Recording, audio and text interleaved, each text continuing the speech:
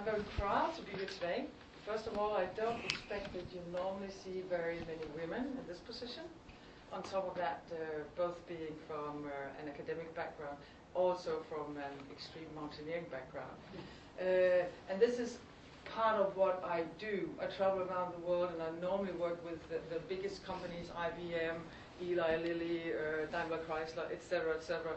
And some of what I do, and I was discussing this with Tor yesterday, some of what you do and aspire to, sort of giving something back. All of us who have some kind of success, however we want to measure that, sort of the concept of how can we give something back. And I'm very motivated of, and always have been, sort of the humanitarian aspect of how can I utilize my resources, my person, my story to hopefully give something back, and I'll let the world judge whether I'm successful at that or not. And part of what I actually am giving, not necessarily back, but am giving, is that I'm slightly a part of changing history. Because every time I go out and deal with 95% male-dominated environments, no matter what, I know that these people, they at least will have to accept there's somebody out there with this gender, being a woman, who accomplished something that most of us expect men to do. And in that tiny little fragment, I'm changing history. And I can see what has happened, especially in Denmark over the years. I get probably at least still 10 years after summiting Everest, at least 2 calls a week from school classes, high schools, young people who really want to learn from somebody like me. How did you do it? Why did you do it? And by being who I am and keep being sort of a public figure also in that aspect, I'm changing history. And one of my motivations, there was a complex set of motivations for trying to summit Everest, but one of them truly was this: I want for the rest of my life to contribute to that no little boy or parent or teacher can tell a little girl, this is something you cannot do because of your gender.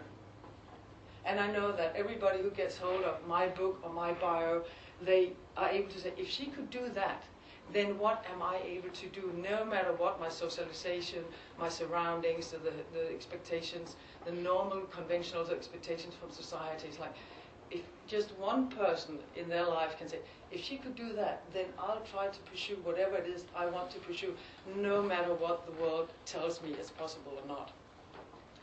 And by implementing my own recipe in different areas of life, I truly have experienced that a lot of things are possible for me that wouldn't be possible if I didn't follow my own recipe. And that's something that I would like to, discuss with you or share with you today over the next 40 minutes. A very sort of basic business example is the publishing of my book. I wrote a book about climbing Everest, everything that happened up there from my perspective. And I'm very humble about this is my perspective. I know that everybody has their own side of the story, and within the next couple of months, a huge documentary presented or produced by David Brashears, who was actually on Everest in this very harsh spring. He's been interviewing over the last 1.5 years almost all of us who survived the storm. And I'm joining him tomorrow evening at an opening show that we have here in Seattle.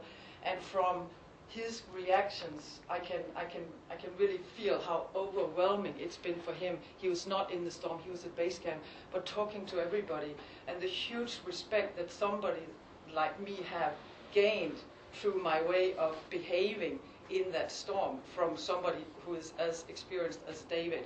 So this documentary is going to come out, and this sort of statement of the human psyche, which is also going to be like, what is it that drives us human beings to really pursue unseemable, unreachable goals? So I'm looking really so much forward to it. But everything I learned from climbing, I've tried to transform into having success on other life areas. I was the first to publish a book about what happened on Everest. My disadvantage, my huge handicap is I'm from Denmark. We're 5 million people. Nobody speaks our language. Nobody takes us seriously because we're not a financial power, we're not a military power, and understandable enough, we do not have a voice in the global picture. It became a bestseller in Denmark. That's very easy. 5,000 copies, you have a bestseller in Denmark. And it's like, who wants to sell 5,000 pieces of anything? It's just too boring. Me being grandiose in my thought pattern, I thought, well, I could see what happened with the American colleagues of mine, John Cracker, Into Thin Air. You probably all heard about his book, which actually came out on the world market 1 year after mine. But he had the disadvantage of, first of all, being a known American, and also speaking, writing in a language that everybody comprehends. So I got very inspired, thinking, well, I would like just like him to become a millionaire overnight. So how can I do that? And then, first of all, I found out what is it that I want to do, and I'll get back to how to search ourselves to really figure out what could be the next sort of venture in life that we really want to transform into measurable results. That was what I wanted. I wanted to get my book out on the American market or the English-speaking market. I'm very loyal. So the first thing I did was, of course, following the official lines of command. I had a very good cooperation with my publisher. So, of course, and this is the Egmont concern, it's a worldwide global publishing company. So, of course, I went to the top management, presented the numbers that John Cracker had produced, said, why don't we sort of get this book translated? It's proven itself in the Danish market. There's this buzz going on, everything that says Everest, it's just exploding. It's bound to sell.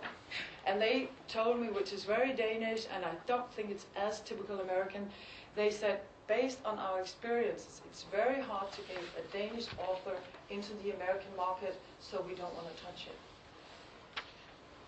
Well, my loyalty dues being paid there, I sort of thought, well, what did I learn from climbing Everest? I learned that I have to do everything myself. I have to, first of all, break with any kind of conventional expectations. Most of all, inside myself. Being brought up in a very sort of typical, conservative, middle-class family, there were very specific expectations to my career, when to marry, who to marry, how my life was going to. It was actually, get your academic career, find a good husband, and then that was kind of it. Unset expectations. So what I've been struggling with, more so when I was younger than now, was sort of breaking free of those inner expectations, which I know from experience is actually what is limiting most people.